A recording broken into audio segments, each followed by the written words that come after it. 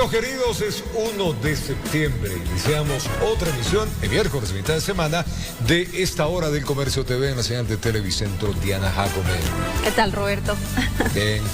Con frío, amanecemos con mucho frío, que no va a cambiar ese panorama aparentemente durante todo el mes de septiembre y bueno, abrigarse no nos queda de otra. Verano traidor se fue. Así es, usted lo ha dicho y bueno, también inician las clases en el régimen Sierra y Amazonía, así Correcto. Que ya los chicos están retomando paulatinamente. Yo creo que de alguna forma ya se está retomando la normalidad, que era lo que esperábamos, pero gracias también a un proceso oportuno de vacunación.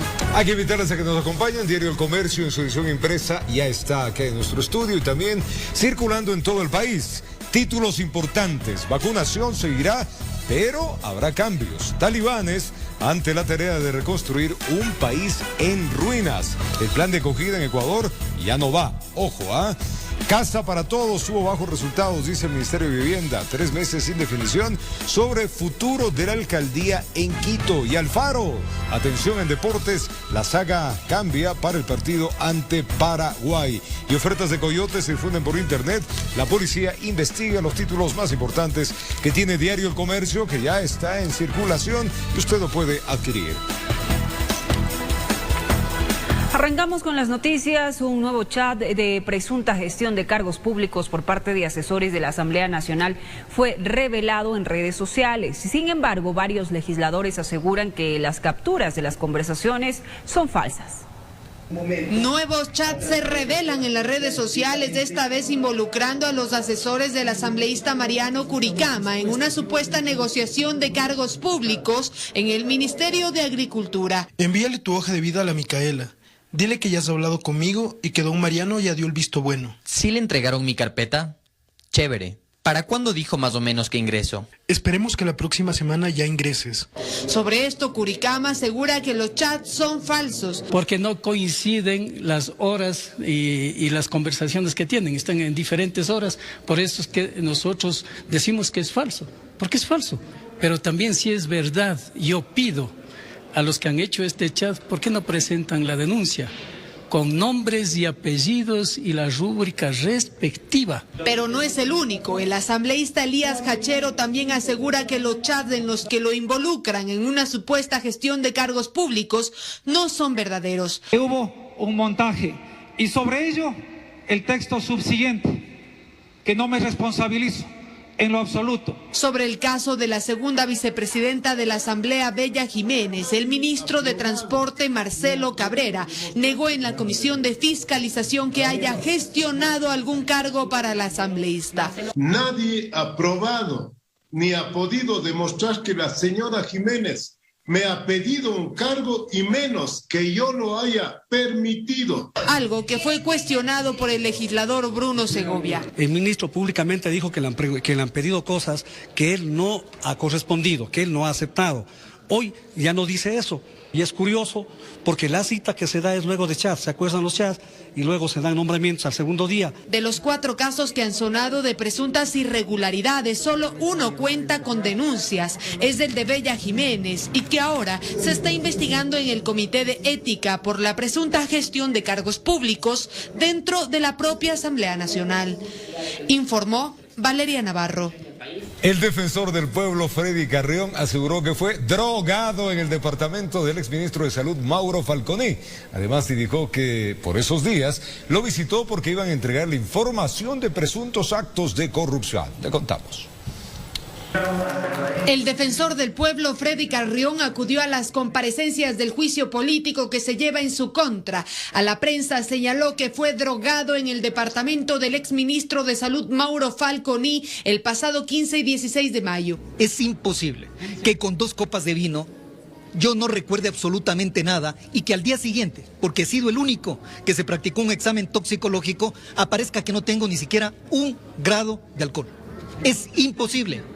Tiene que haber existido algo que me pusieron porque es imposible que yo no haya no recuerde lo que sucedió después de haber tomado 2 copas de vino. Freddy Carrión confesó que días antes, el 13 de mayo, a su despacho, acudió el exministro Mauro Falconi para tratar lo siguiente. El día 13 de mayo, conforme consta, recibí en mi oficina y me empezó a hablar de una serie de actos de corrupción y que la acusaba directamente a la ex vicepresidenta de la República.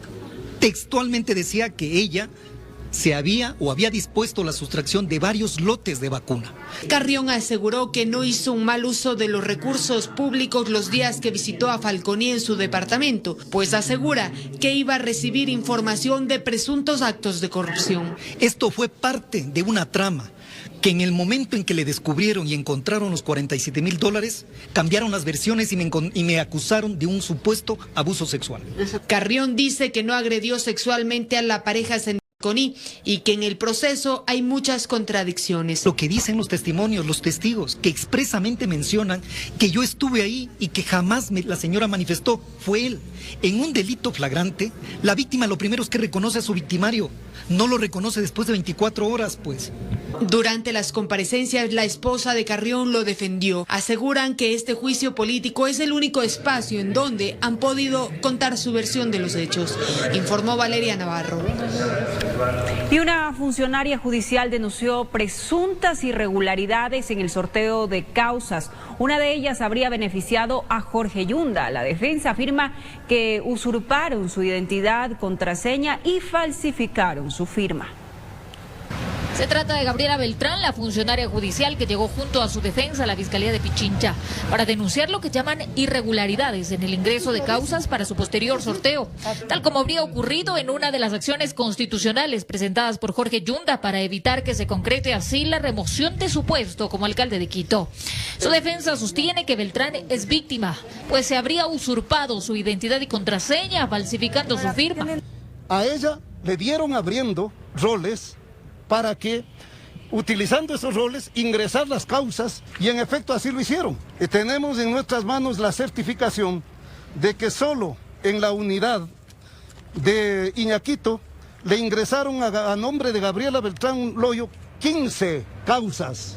A Beltrán se le ha abierto un sumario administrativo, está suspendida ya un mes de sus funciones y corre el riesgo de ser destituida. Presentar la denuncia para que no se cometan ni se sigan cometiendo irregularidades ni actas que no están ingresadas a mi nombre, porque no se va a permitir que se siga ofendiendo y maltratando mi honestidad, mi honradez, mi profesionalismo durante tantos años. Sostienen que habría funcionarios del Consejo de la Judicatura que podrían estar inmiscuidos. En gestión procesal, en TICS y en talento humano, entre otras, es donde hay que investigar de manera detenida cómo es que operó esta red delictiva. Ellos demandan de la Judicatura una investigación real.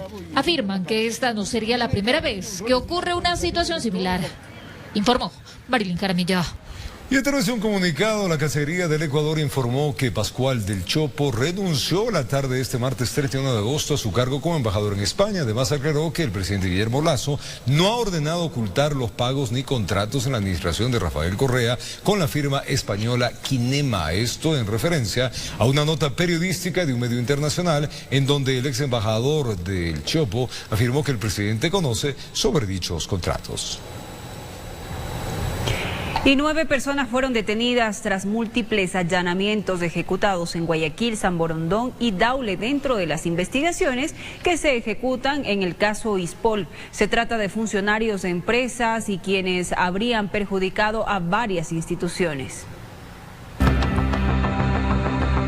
Fueron 10 meses de investigación, un trabajo articulado entre la policía y la fiscalía, que derivó en el allanamiento a 9 inmuebles ubicados en Guayaquil, San Borondón y Daule, en el marco de la indagación por el delito de falsedad de información en el sistema bursátil, en la cual ciertas compañías se beneficiaron a través de falsedad de información para poder ser aprobadas a través de la Intendencia de Valores y Seguros de Guayaquil ciertas emisiones, entre ellas la 6ª emisión de obligaciones, que fue la que perjudicó directamente al ISPOL. Son 3 casos, una de una empresa auditora y 2 empresas que se encargaban de comercialización, almacenaje de fertilizantes. De ahí que la Superintendencia de Compañías puso una denuncia, pues se percataron del perjuicio no solo al ISPOL, sino a los fondos de inversión del BIES, del Magisterio y otras instituciones nacionales y extranjeras por la compra de obligaciones y facturas comerciales negociables que no han sido pagadas. Estas deudas, una vez que ellos colocaron casi más de 30 millones de dólares, este dinero, en vez de pagarle al ISPOL, fueron pagadas sus propias empresas. Existen 9 personas detenidas. Además, se recopilaron algunos indicios como teléfonos celulares, laptops, otros equipos informáticos para transferir dinero. Funcionarios, exfuncionarios de estas compañías que fueron, pues, en otros casos, el cerebro que realizaron el antecedente para que fueran aprobadas las emisiones de obligaciones. Las autoridades competentes determinarán la situación jurídica de los 9 aprehendidos. Informó Adriana Peralta. La ministra de Gobierno Alexandra Vela, en una entrevista radial, que ante el incremento, dijo, del microtráfico en el país en los próximos 15 días, el Ejecutivo enviará una propuesta a la Asamblea Nacional para que se elimine la tabla del consumo de drogas. Se encuentra esta vigente, hay que recordar, desde el año 2013 y establece, pues, los gramajes máximos que puede portar una persona consumidora de sustancias estupefacientes sin que se le considere traficante. Y un nuevo proyecto para reformar la ley de la Contraloría General del Estado se presentó en la Asamblea Nacional. El mismo busca establecer mecanismos de elección de la máxima autoridad de control y además transparentar el tema de las glosas.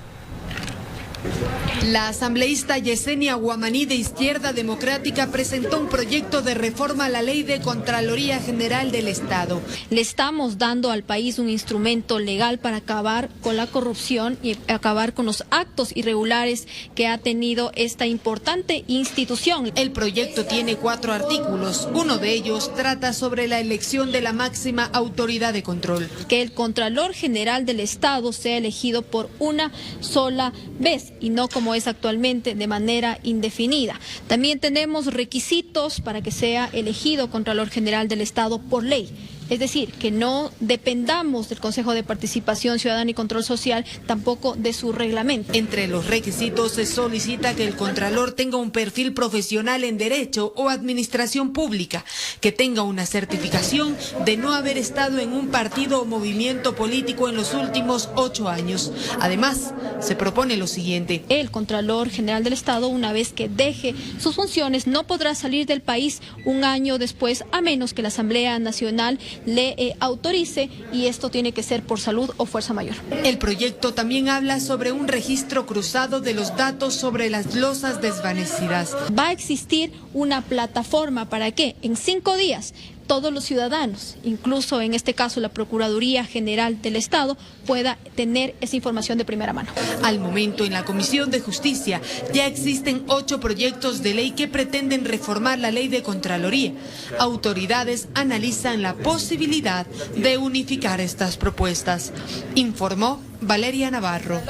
El presidente Guillermo Lasso, pues, emitió un decreto ejecutivo, el 179 o el 179, con su único artículo que modifica el literal L de un decreto anterior firmado en el 2010 por Rafael Correa y reformado en el 2013. El texto ordena proporcionar, de ser necesario, protección y seguridad a los ex vicepresidentes y presidentes de la República únicamente dentro del país por periodos de 1 año y 6 meses respectivamente. Estos plazos se podrán acortar o extender sobre la base del informe de riesgos que obligatoriamente se elabora para el efecto del documento oficial. Esto fue firmado este 31 de agosto.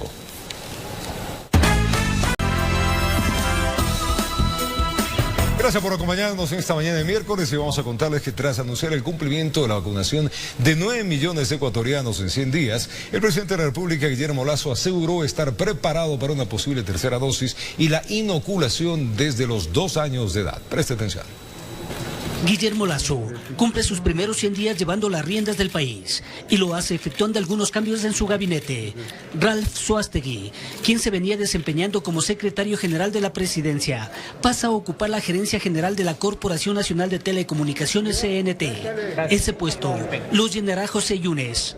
Galo Robalino deja la subdirección para ocupar la dirección del Centro de Inteligencia CIES, quienes asumen funciones con la obligación de leer el Código de Ética. Tenemos que luchar contra la corrupción, tenemos que acabar con la cultura del despilfarro al cual ha sido sometido el Estado ecuatoriano en los últimos 14 años. Por otro lado, el primer mandatario, con la satisfacción del deber cumplido, en el proceso de vacunación 9 millones de ecuatorianos en 100 días. 9 millones de ecuatorianos están vacunados con las 2 dosis. Es mérito de todos. El régimen sigue con la mirada en el horizonte y se alista para una nueva fase a partir del 13 de septiembre, la vacunación de ecuatorianos desde 12 años de edad. Hay algunos países que ya están hablando de vacunar desde los 2 años de edad. Si esas tendencias científicas nos demuestran que es el camino correcto, pues transitaremos por ese camino. Como también estar listos para una posible tercera dosis. Porque la salud es vida, la salud es también la oportunidad de llevar a cabo la reactivación económica, colegios, la apertura de escuelas, la apertura de universidades, el trabajo presencial. Informó Héctor Romero. Y el decreto ejecutivo 180 emitido este 31 de agosto dispone el inicio inmediato del proceso de venta del avión presidencial Legacy MB 135BJ. Además, autoriza la salida del país una vez sea comercializado, esto bajo responsabilidad del ministro de Defensa. El documento señala que mientras se ejecuta el proceso de venta de la aeronave, se dispone restringir su uso únicamente a situaciones excepcionales. Puede contarles que la Contraloría General del Estado realizará 2 exámenes especiales a la Universidad de Yachay y a la extinta empresa pública Siembra. Así lo anunció el Contralor subrogante Carlos Río Frío, quien visitó esta universidad del conocimiento y constató los problemas que tienen las edificaciones. Le contamos. Las obras del correísmo nuevamente están bajo la lupa. El contralor subrogante Carlos Riofrío visitó las instalaciones de la Ciudad del Conocimiento Yachay, ubicada en Urcuquí, Imbabura. El estado de la infraestructura es este. Hay daños en las mismas. Indicó que se emitieron órdenes de trabajo para el inicio de 2 exámenes especiales en la desaparecida empresa Siembra y uno en Yachay. Bueno, hasta el momento tenemos 33 exámenes especiales. Se han realizado, tenemos responsabilidades confirmadas por 43.9 millones de dólares. Y este momento estamos iniciando 3 exámenes y posiblemente 2 más y determinaríamos los valores que corresponden. Las nuevas auditorías se realizarán en las operaciones administrativas y financieras ejecutadas por cada entidad en el periodo comprendido de septiembre de 2017 a junio del presente año.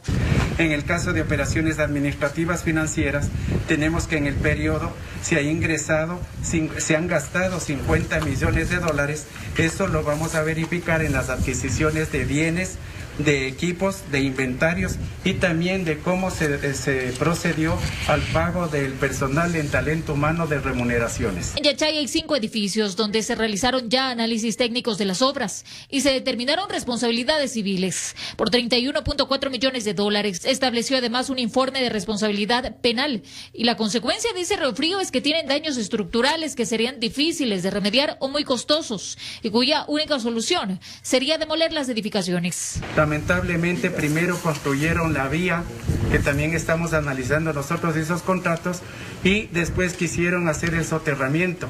Lógicamente, para poder soterrar o hacer las alcantarillas tenían que nuevamente romper toda la vía que ya estaba construida para poder hacerlo. Por ese impedimento que tenían, los contratistas se quedaron con el anticipo y se dieron ampliaciones y finalmente pidieron ya la liquidación de los contratos. Informó Marilyn Caramilla.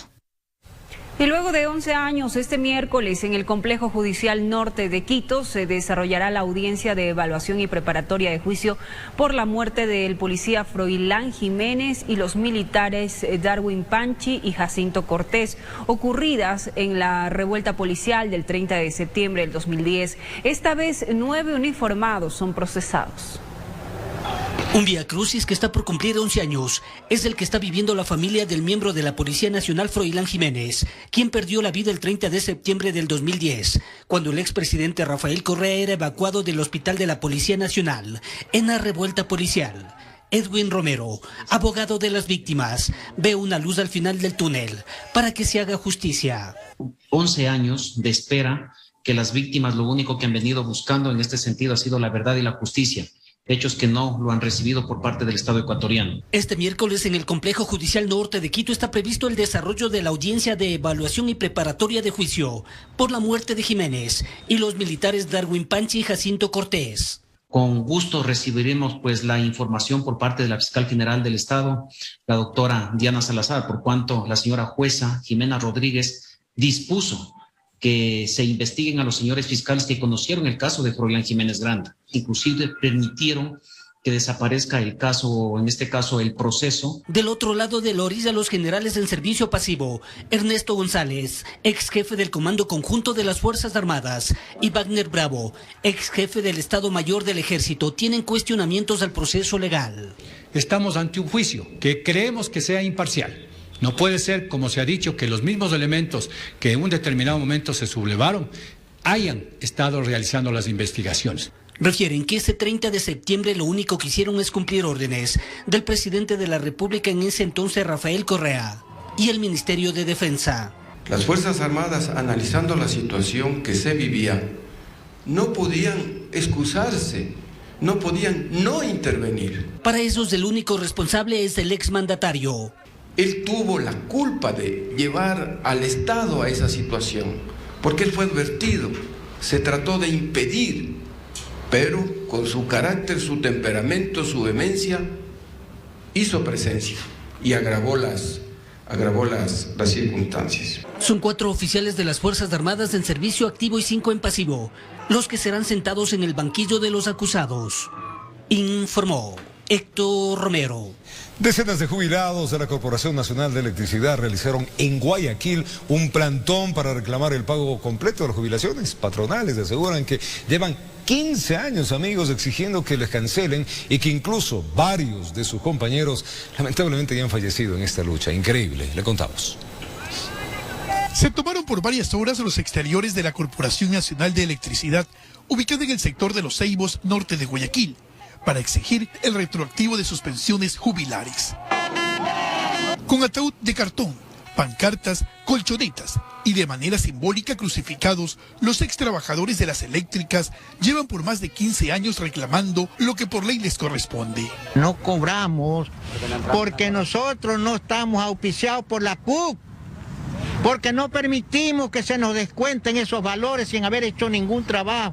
La lucha sigue y aquí nos levantamos hasta que se haga más que sea el primer pago y arreglen el pago del restante de los jubilados, de que han cobrado más del 80% de los compañeros y lo han hecho pagar porque se le han llevado desde el 23% al 55%. Son cerca de 4.000 ex trabajadores en todo el país que atraviesan por esta situación e incluso existen centenares de jubilados que ya han fallecido a causa de la pandemia o por otras enfermedades catastróficas. Solo en la ciudad de Guayaquil existen 653 casos. Bastantes compañeros han fallecido desgraciadamente, pero las familias tendrán el derecho a recibir el valor que les correspondía a ellos. Si estamos aquí por algo que deben de pagarlo. Tenemos familiares enfermos y no hemos podido nosotros saldar las deudas que quedaron. Y dentro de este plantón se tomaron la avenida del Bombero. Aquí obstaculizaron el tránsito por algunos minutos, mientras que elementos de la Policía Nacional les solicitó que se retiraran de la vía. De su parte, el vocero de CENEL EP, Adrián Zambrano, manifestó que como empresa están buscando los mecanismos para cubrir los pagos de los ex empleados eléctricos. Estamos buscando la estructura legal y el recurso necesario para tratar de solucionar la solicitud que ellos están haciendo. Realmente es un tema de administraciones pasadas que nosotros estamos teniendo en cuenta para darle solución. Y para las próximas horas se tiene previsto reunirse con una delegación de jubilados a fin de buscar una salida viable a este problema que por muchos años han tenido que enfrentar. Informó Carlos Julio Gurumendi. A continuación les presentamos nuestra segunda parte del especial Coyoteros Venta de Sueños. En esta ocasión les contaremos la historia de Gonzalo Sarmiento, un migrante desaparecido desde el pasado febrero. Su familia aún lo espera y enfrenta además una deuda de más de $15.000. Vamos a presentarles a continuación esta historia. Pero el dolor que siento, el dolor que llevo aquí metido en mi pecho, por siempre lo tendré hasta no saber resultados de mi esposo, por siempre. Ella es Julieta y nos cuenta los duros meses que ha tenido que pasar. Su esposo decidió ir tras el sueño americano en enero del 2021. Era la segunda vez que intentaba cruzar la frontera. Con una pandemia de por medio, deudas, falta de trabajo y la muerte de su padre, su esposo se aventuró una vez más a confiar en las supuestas seguridades que traficantes de personas ofrecen. El tema es de que solo se ve lo bueno. Se olvidan de que mueren, de que desaparecen, de que les violan, de secuestran. ¿Por qué? Porque piensan que a ellos no les va a suceder. Cuando sucede es el problema. Se comunicaban constantemente. Ella le mandaba fotos de sus 3 hijos. Él con alegría le decía que pronto les daría la vida que merecen y que nada les iba a faltar. Por indicaciones de los guías, le dijeron que no podía seguir su viaje con el celular para que no le rastreen. Este fue el último video que recibió de él. Le dije que no dejara que le quiten el celular, porque por el celular la otra vez se salvó. Las llamadas a los coyoteros encargados de ese viaje no cesaban. Julieta buscaba respuestas. Le pidieron que espere 4 días más, así lo hizo. Pero las noticias nunca llegaron. Fueron los compañeros de viaje quienes le confirmaron la presunta muerte de su esposo. A través de un audio le dieron detalles del fatal accidente, así como una posible ubicación de dónde estaría el cuerpo. Gonzalo Sarmiento estaba siguiendo por atrás y justo una piedra salió de una roca, se golpeó a él y justo cuando nosotros ya vinimos para acá ya vimos que estaba ya la piedra que cayó en él. Y querían salvar, ayudarle, pero ya estaban dando agua, pero justo ya no podían hacer nada porque ya ese rato ya fue un accidente grave porque ya estaba saliendo sangre por la oreja. Julieta insiste en la falta de sensibilidad de las autoridades. Dice que ha tocado muchas puertas y en estos 5 meses aún sigue sin noticias de la desaparición. No tiene un trabajo estable y lo que le quedó del sueño americano fue una deuda de $15.000 y una ausencia irreparable. Pero ya añoro que regrese, porque no veo mi vida sin él.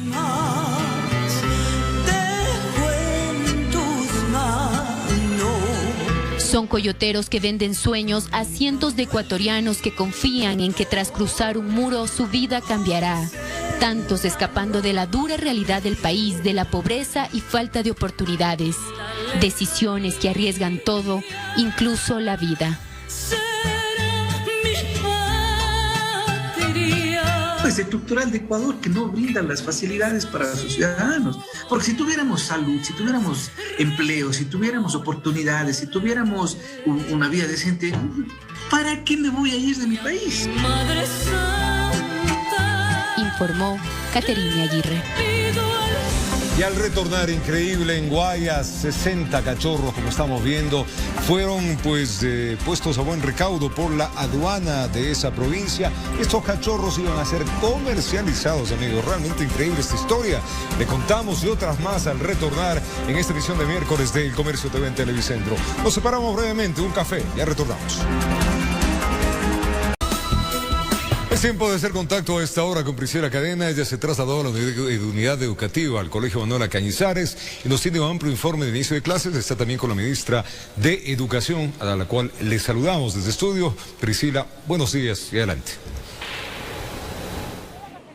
Gracias, Robert. Amigos, muy buenos días. Así es, hoy inicia un nuevo periodo escolar en el régimen Sierra y Amazonía. Más de 1.7 millones de estudiantes vuelven a clases de 5.800 instituciones educativas a escala nacional. Estamos ya con la ministra de Educación, María Brown, que nos va a dar los detalles de este nuevo periodo lectivo. Ministra, muy buenos días, bienvenida. Estamos en vivo. Cuéntenos, ¿cuántos estudiantes vuelven a la modalidad presencial y semipresencial? En el régimen Sierra Amazonía, el día de hoy estamos de fiesta en el nuevo inicio del año escolar. 1.935 instituciones educativas cuentan con autorización de uso progresivo de las instalaciones hasta el día de hoy y cada día aumentamos más instituciones que se suman a este hermoso esfuerzo. 172.992 estudiantes que inician este ejercicio y poco a poco también cada una de estas instituciones educativas va agregando estudiantes, siempre respetando las medidas de bioseguridad y los protocolos que han sido establecidos para que puedan ingresar a los establecimientos educativos. Ministra, los protocolos son bastante estrictos en cada una de las instituciones educativas, tomando en cuenta que ya han sido aprobados por el propio Ministerio de Educación. Sí, los protocolos son muy estrictos, tenemos que trabajar con los protocolos en el respeto a los 2.25 metros cuadrados por estudiante y por adulto que está dentro de la institución educativa, lavado de manos constante, tenemos que hacer el uso de la mascarilla constante, asimismo garantizar el ingreso ordenado de los estudiantes, el respeto también de ese distanciamiento de 1.5 metros entre cada una de las personas que está dentro del ambiente educativo y contar con la infraestructura adecuada para poder tener las condiciones necesarias para esta presencialidad. En pocos minutos ya se inaugura este nuevo año lectivo aquí en la institución Manuela Cañizares. ¿Cuántos estudiantes regresan? Tomemos en cuenta que esto es de acuerdo a la aprobación de los padres de familia. Así es, aquí tenemos 24 estudiantes que están regresando el día de hoy. Como les decía, poco a poco se van a ir agregando. En este día vamos a iniciar con los estudiantes de bachillerato.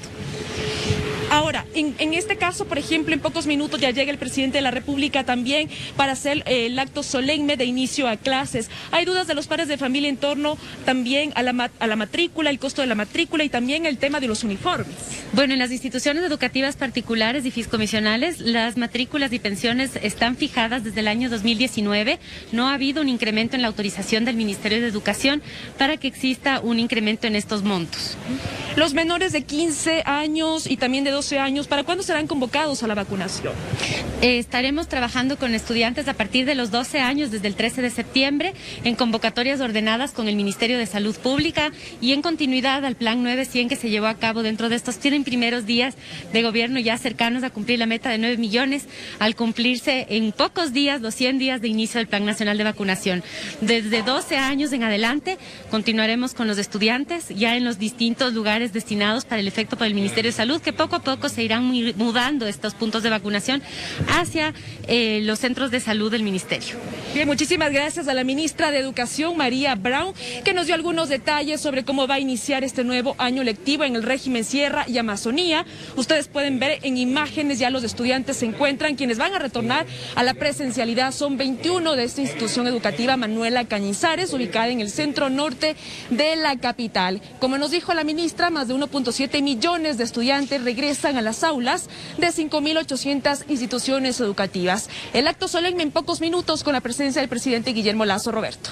Buena, Priscila, hay fiesta en la educación, paulatinamente se va retornando ya la normalidad. Gracias a Priscila y a la ministra con los detalles de este día en el cual pues Ecuador, en la parte de la serranía, pues se retoma ya la educación de la manera presencial. Diana. Esto es increíble, más de 60 cachorros que iban a ser comercializados de forma ilegal fueron rescatados a buena hora por personal aduanero allá en la provincia del Guayas. Los peludos fueron acogidos en un hogar temporal. La historia la contamos. Como si se tratara de cualquier tipo de mercadería, fueron metidos dentro de cartones y gavetas. Iban a ser movilizados en un bus interprovincial y comercializados de manera ilegal en Guayaquil.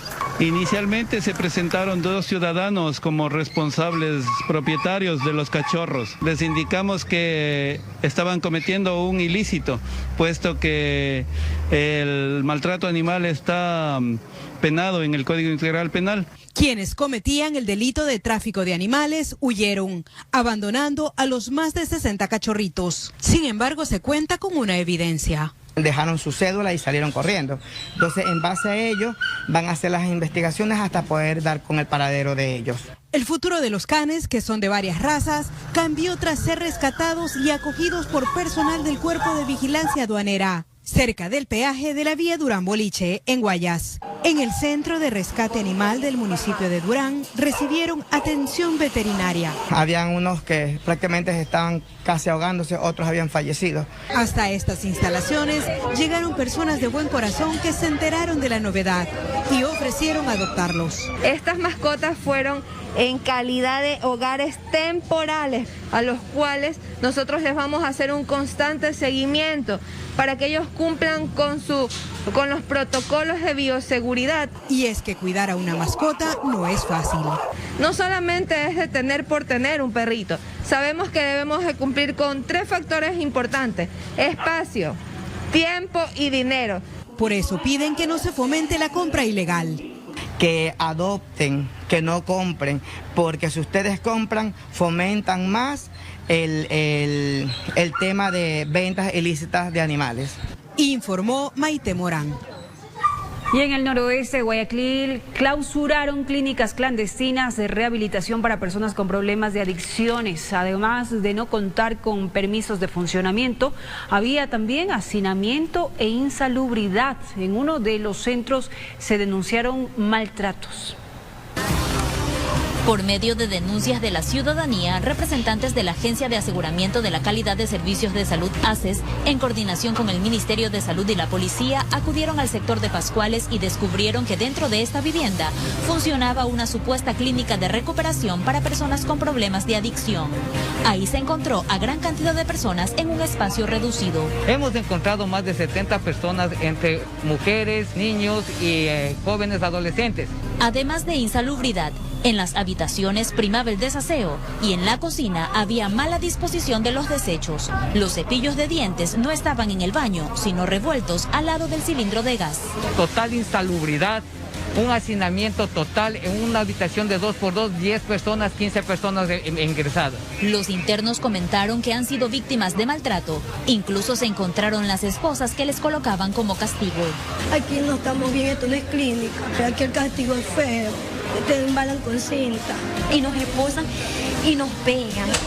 ¿Qué tenemos aquí? Nada, y hay que aguantarnos nada. Eso es lo que nos dan, agüita de anís. Aquí tampoco no dan medicamentos. Miren cómo nos castigan a los que no les... Mira, recién van a desayunar porque están castigados. Nos pegan, nos castigan, nos dejan sin comida, a veces no hacen su marino, nos pegan patazos, comer. Le dan pechazo, lo ponen de tipo colocarse como en el cuartel de cabeza. Te meten huechazo.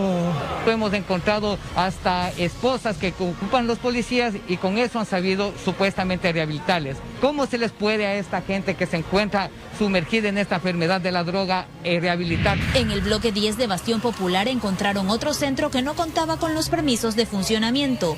Todas las mujeres fueron retiradas del lugar. Sacar a aquellas personas que desean ser atendidos por el Sistema de Salud Nacional y a la vez dar seguridad a todas las personas que se encontraban en el interior.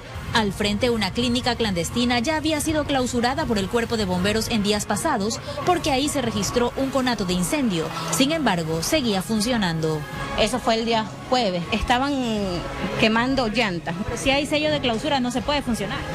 Pero ¿y a dónde lo vamos a dejar? Ustedes mismos se dieron cuenta que los chicos no quieren irse. Este de aquí se cierra porque incluso ya han incumplido la normativa vigente. Los jóvenes fueron trasladados a un centro de salud cercano para recibir atención médica y las clínicas clandestinas fueron clausuradas, informó Roselena Vázquez. 7:42 en la mañana, las aglomeraciones, amigos, registradas en distintos puntos de la provincia del Guayas, preocupa y claro, las autoridades no saben qué vas a hacer debido a la falta de disciplina que se tiene por parte de los ciudadanos, los habitantes de ese sector. Sin embargo, por parte de la gobernación del Guayas aseguran que continuarán con los operativos de control, no queda otra. Veamos. Este fue un evento llevado a cabo el pasado fin de semana con el propósito de promover el turismo en el recinto Naupe del Cantón Daule, provincia de Guayas. Se inauguró una plazoleta cívica y por ello se desarrolló una regata, además de un concierto en vivo al que asistieron miles de personas, como lo evidencian las imágenes. No hubo control de aforo, apenas unos cuantos usaban mascarilla, pero muy aparte de eso se cuestiona la organización del evento como tal. Que esta pandemia continúa, que los espectáculos públicos de aglomeraciones están prohibidos, que no los pueden hacer más allá del aforo permitido por la ley. Situación parecida se evidenció en la parroquia Tarifa del Cantón San Borondón. Se había inaugurado un centro de innovación, pero la música y el baile no podían faltar. No se necesita ver tanto para darse cuenta del incumplimiento de normas. Saltaban y disfrutaban aglomerados. Seguramente muchos ya estaban vacunados y de esa manera justificarían su accionar. Es un tema de indisciplina. Nosotros hacemos todo lo que tenemos que hacer, clausuramos la fiesta, cerramos la fiesta, pero lamentablemente la ciudadanía tiene que concientizarse que esta pandemia todavía no termina. Son situaciones que ni siquiera se detiene entre semana, también en otros cantones de la provincia de Guayas. En cuanto a las autoridades de control, seguirán haciendo los operativos que les compete, pero gran parte de la responsabilidad es de la ciudadanía, informó Celeste Dueñas. Al retornar en noticias internacionales, el huracán Ida causó la muerte de 4 personas en Estados Unidos y dejó considerables afectaciones materiales. Esto y más te contamos al retornar. Una breve pausa, ya venimos.